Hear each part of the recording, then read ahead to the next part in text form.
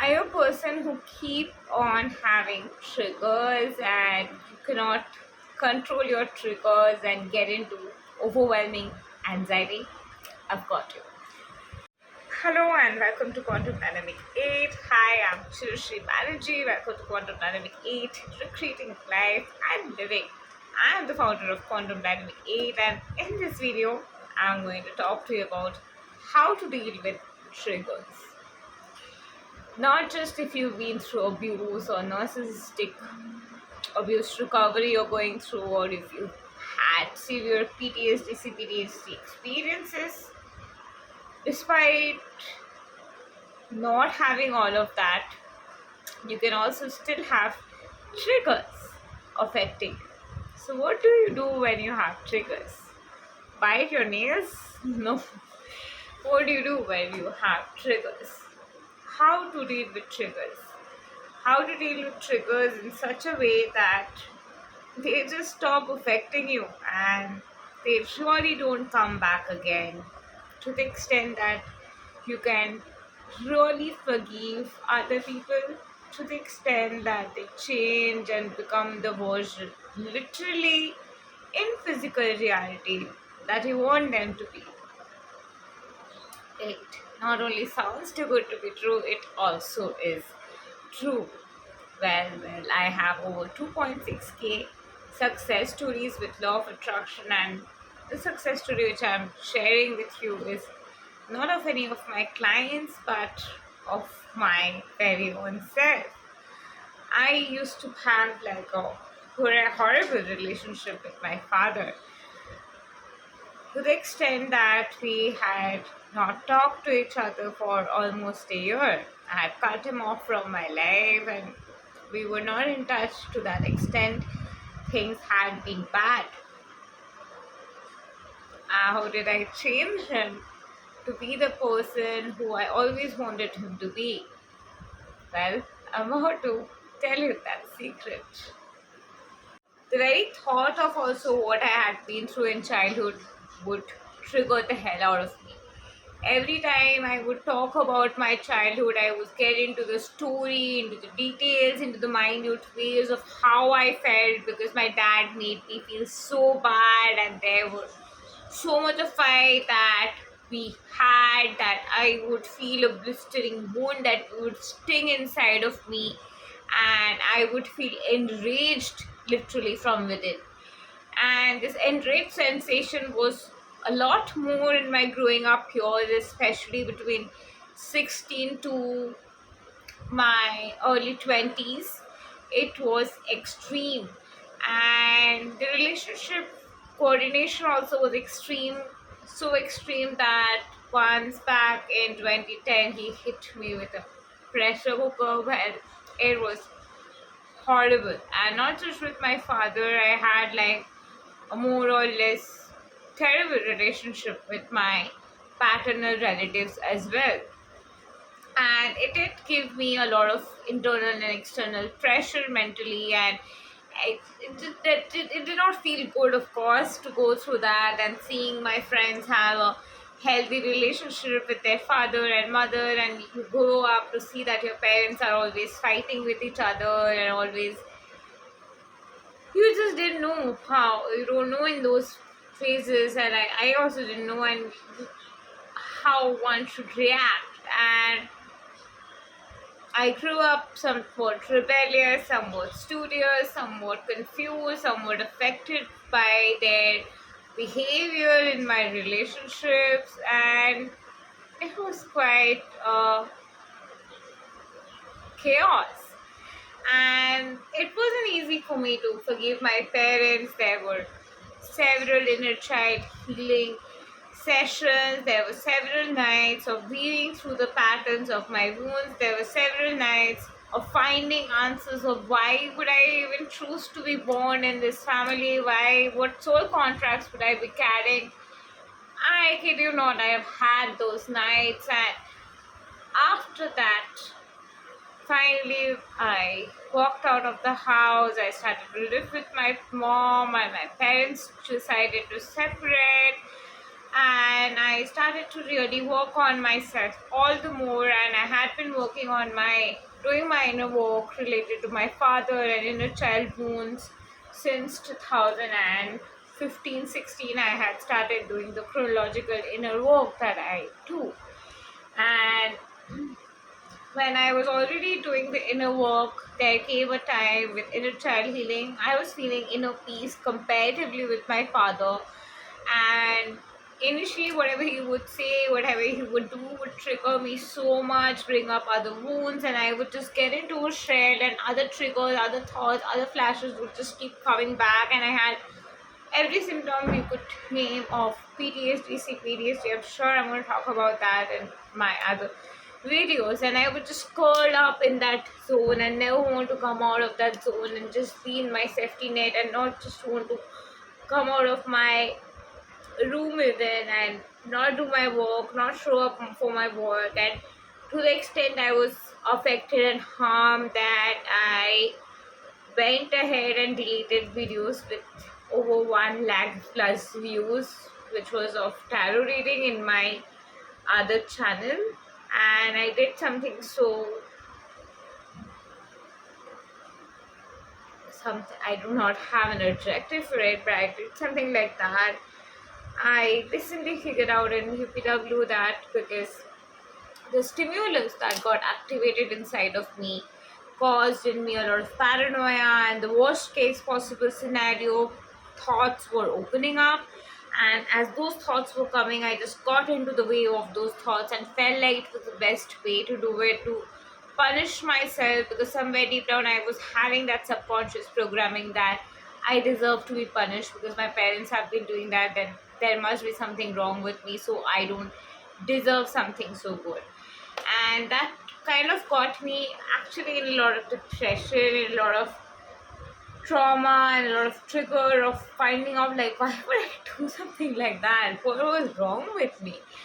And it was the triggers which led to it, and that is how horrendous triggers can make you behave. You tell things to people and you behave in certain ways which you least expected to do, but it was your triggers, and you cannot even sometimes go back and explain it to certain people because you are going through your own set of triggers. And whether you have had a narcissistic abusive romantic relationship or it was with your parents, no matter what is the situation, it tends to put you in a situation ultimately where you don't feel that safe, you don't feel that comfortable to open up. There are triggers coming back, there are wounds, there are projection that starts to make you feel paranoid, that starts to make you feel shaken, that starts to make you shiver from within. And that is where healing and inner work and therapy are so necessary.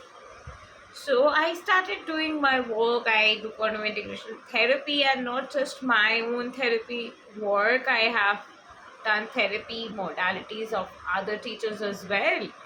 I have gone out there, taken therapy sessions from therapists, and I have allowed myself to receive Reiki. I've allowed myself to go through the process of healing. I've gone ahead and purchased courses for healing and manifestation to really transform this journey. However, I'm not a very big fan of spiritual bypassing, but I am rather a fan of really integrating through the emotions and understanding the underlying emotions and wisdom, and really then transcending it at the core and having that sense of liberating transcendentalism energy integrated within. I am a fan of that, so I encapsulated that. But however, whenever I would get triggered and there was that inner dance of inner sensations happening, I just started to simply sit and observe my sensation. And that's what quantum physics talks about, that if you observe a molecule with a particular intention, then based on that intention, the molecular property starts to change. And I applied the same with my healing journey, and I would just simply observe my triggers, every time it would come up, and just wonder that which thought of me are causing this trigger. What experience did I have in childhood, and which experience in particular or what sensation in particular is being triggered, and what did my dad do that triggered this again and again, and how would I feel about it. And every time I would figure that out, I would just go and love that sensation inside of me. And that's what I do for people in my one-on-one sessions, which have got me 2.6k plus success stories now. And I'm so happy to make a difference and bring happiness in life of people, and bring in healing and transformation and changes in people's life, and helping them to integrate the wisdom and heal through the wounds, as well as manifest a quantum leap to that ideal timeline where everything is fine at the same time.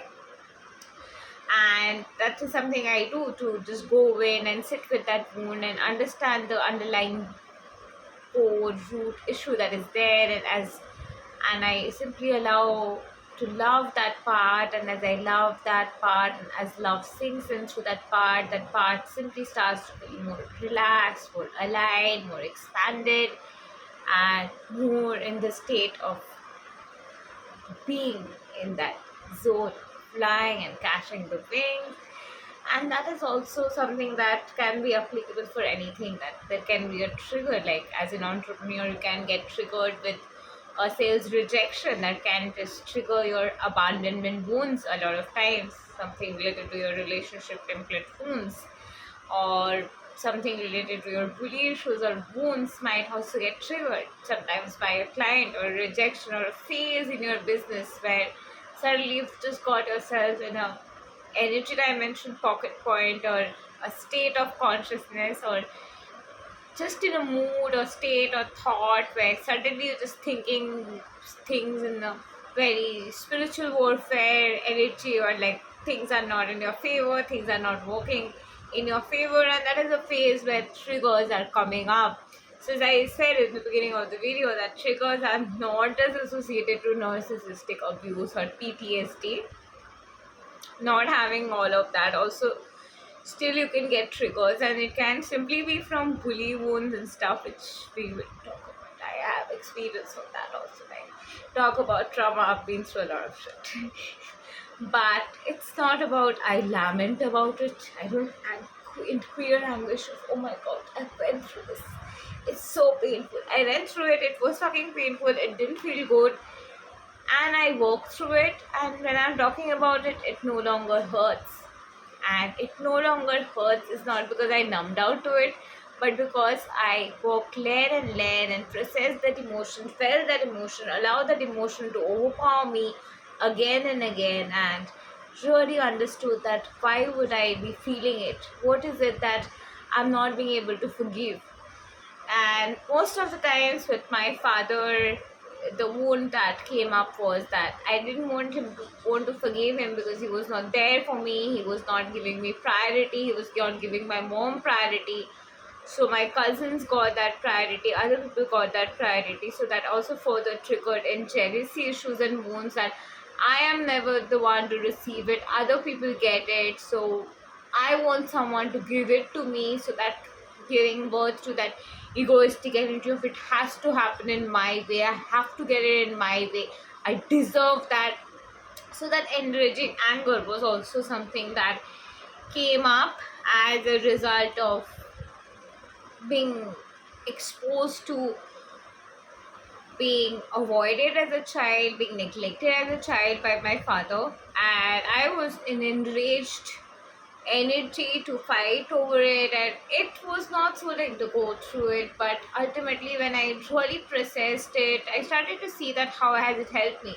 It has made me a successful entrepreneur, and I have I'm doing great as an entrepreneur, and my life is getting better and better. I have great resiliency. I am somebody who really can see through things. I have heightened emotional intuitions and heightened emotional intelligence.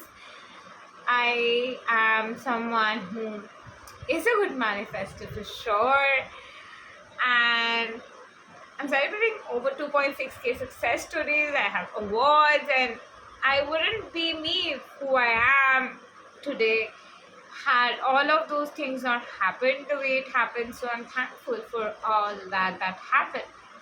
But However, that wasn't how I healed myself, and I could tell this what I am telling you right now to myself finally in the recent years when I completely could heal it and forgive those wounds. But initially, there was like a lot of blistering wounds, there's a lot of pressure that would cause the trigger, especially with my bully victims. The energy was like extreme. Like, as a bully victim, the wound was like extreme. Like, the my inner bully victim who was in the energy of I got bullied. How could they do this to me? They didn't have the right to behave like that. Why did they target me? Feeling like the targeted individual, like wondering like why did they make me feel like that? It was there for quite a while, and I would project my energy of the bullies onto other people. Like, I would see some other person and literally get triggered because somewhere deep down there was a connectedness I would feel, other than enmeshment trauma. I would feel a connectedness with my bully and that person, and I would feel like a victim literally to that situation, and I would feel like not so safe that okay, this person might not have the best of intention, and I would just start to get scared. And that was trigger coming up because I had unhealed wounds of the bully, and it was quite a while. It took me to really process through things, really understand the wound. And I kid you not, there was quite a lot of phase where I didn't want to forgive them. My father part, it was compared to this bully wound, it was easy to forgive, but the bully wound thing, I was not ready to forgive. I was not ready to let go of, and I was holding on to the wound for far too long, and I really wanted to punish them inside of me for a really, really long time because it was hurting me until I really started to process through it, and I really started to realize that if a person is in love with themselves, they would not hold on to that tightness. So I'm going to let this tightness go because I love myself. I care about my mental sanity. I care about my mental peace. I really, really respect my mental peace, and that is why I'm going to not hold on to this cluster sensation and behave like a person for a change who loves themselves and not going to hold on to it. So every time I would get that energy of that anger and anguish and rage about my bully victims coming up, I would again remind myself to let it go. Yes, there were times I just wanted to journal down of how I was hurting and what memories were coming up, or I just wanted to pick up a voice recorder and record it and talk about how I was hurting, or I just wanted to book a session with my therapist and talk it out to her because it was unbearable to handle it all by myself, even though therapy is my profession. Even then I would prefer taking help of a therapist when I was not feeling that well, and having to process through the wounds and really working layer by layer and really valuing my inner pathway and inner healing more than anything else out there. I literally finally reached a state whenever I used to hear about my childhood, my dad, and he did this and that, it stopped hurting me and triggering me. When I would think about I got bullied and this happened and that happened, it would stop triggering me. When I would get triggered about I felt like a targeted individual, I experienced workplace politics, the trigger got reduced. And eventually, finally, whenever I come across an experience, even if it is triggering me or something is happening now, the resonance of the trigger is not so much that I will give away my power to it and feel lost and shiver.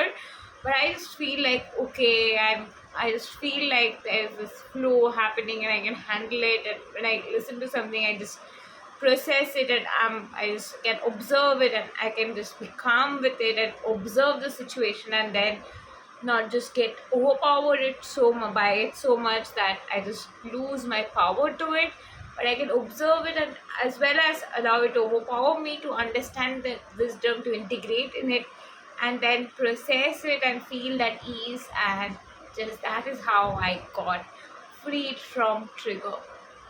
It was a very spiritual process of really understanding that everything is happening inside my heart space.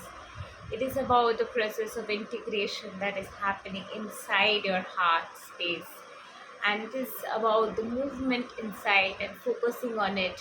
That is how you can detach from the train of thoughts, because each thought is but as is connected to a particular sensation or frequency, and each frequency has a set of thoughts attached to it. So whenever you tap into a certain thought frequency, there is a train of thoughts flowing. So whenever you're in the bully victim consciousness or any victim consciousness, like things happened to me, I got attacked, things didn't work out for me, I am so hurt, it hurt me so much, it is such a blistering wound, you get into that zone. But as you process it, when you even say that it was such a blistering wound, it doesn't hurt. 2-3 years down the line, even every time I even use the word blistering wound, I would feel that blistering wound, and it literally became my favorite word to which I would repeat a lot about, because I would hurt so much back then. And there was a time I literally would feel like the chest pain would not come to an end. But there came a day finally, after processing and integrating and really working through my wounds and really working through my energies, where I finally could reach a point where I was freed from that wounding, which was stiffening me down and making me feel choked and claustrophobic. And I literally was moved to a state where I could experience serendipity, experience that relinquished essence and flow, and really transcend my energy to completely align in that zone where I would feel better and I would feel trigger free, I would feel more loved, I would feel more energy and love and energy flowing through my soul and feeling and getting more imbibed in my soul. And as it started to get more imbibed in, and as it started to engulf in beyond all the hindrances, that love, that energy, that essence just started to sip in through, and that just transcended through all the crypt of pain to help me rise like a phoenix. And I kid you not, I was freed from triggers. And even if something happened in front of me, or I just recalled of an incident, or somebody told me of something, it would not trigger me. In fact, old memories and flashes stopped coming, and I would not get emotional flashbacks about energies. I would not get boiled up and angry about a lot of stuff, and life has been great. And so curiosity, and yes, you can deal with triggers, and I just told you how. And your triggers don't have to be permanent, you don't have to live with your triggers forever, but the way to it is to really do the work and really do your process of soul integration. And if you would really help me to guide you and support you in the path of integration, I am always eager to do that, because this is something I love to do. Thank you, and love and light to you. Do like, share, subscribe, and comment. And don't forget to press the bell icon to never miss an update again. From having a hazardous, toxic relationship with my father and my paternal relatives, it changed to a relationship where my father started to be proud of me, take me out to places, buy me gifts, support me in my business, when initially in the first 5 years there was zero contribution and zero support from my father. But the same man, after I healed and reached that state of consciousness where I was ready to take and receive that new version of him, who had changed, who had transmuted to another version, and I would forgive him. He is the same man who was eager to support me for my business, was talking to people about how proud he has been about my journey, and my aunt started to be proud of me, who would compare me all their life to other people and tell me things like how terrible I was, the change to they being the sweetest version of themselves, to cooking for me and telling that how proud they were about my accomplishments, and this their altogether image changed, their personal transformed altogether. My father became another person altogether, and it was not like overnight. We didn't talk for almost a year, and I had completely cut him off, and we ended on a very brutal note. And I had never thought I would see my dad again, and I had no expectations that he would change. And I would wonder if he was a narcissist, if he was a sociopath, if he was a psychopath. I really didn't know what he was, and I had just let him go. And after the reconciliation happened and I spoke to him, I was shocked. Like, at the transformation that had happened, and then the conversation of imagining that my father was becoming a better version and taking me out of places and treating me like a princess, all that happened. And that's when I knew that yes, you should forget people, that no matter how terrible things have been, no matter how crooked the circumstances look like, where you feel like things cannot change, things cannot transmute, even in the worst case scenario, there's a way out when you trust in God. So, yes, you can deal with triggers and get rid of them, and you don't have to live with them forever. The triggers are overpowering you because of the sensation of the triggers. That sensation is so overwhelming, the sensation is so like a dance that you are getting overpowered by the sensation, and the thoughts of the sensation, the negative thoughts, are getting you into the loop, and that loop is getting into the stiffness, and you're just getting lost.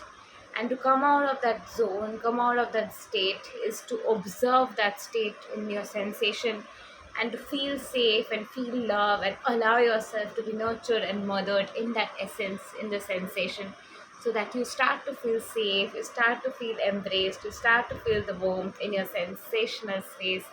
Finally, in the warmth, rise like a phoenix, having to feel the comfort, to have a transformation in your thought space at the core foundational level, at the core, to then rise and encode in the energy where you feel completely rejuvenated, completely at ease, and completely rising beyond all that is, completely be freed beyond the triggers, and completely be now absorbed in every layer, to transcend and unpeel everything that is there, to rise and shine as the being of light, and be freed from all the pain and pangs and stuff, and be now freed from triggers, feeling ease and completely in serendipity, because you would be transcending out of the pain body.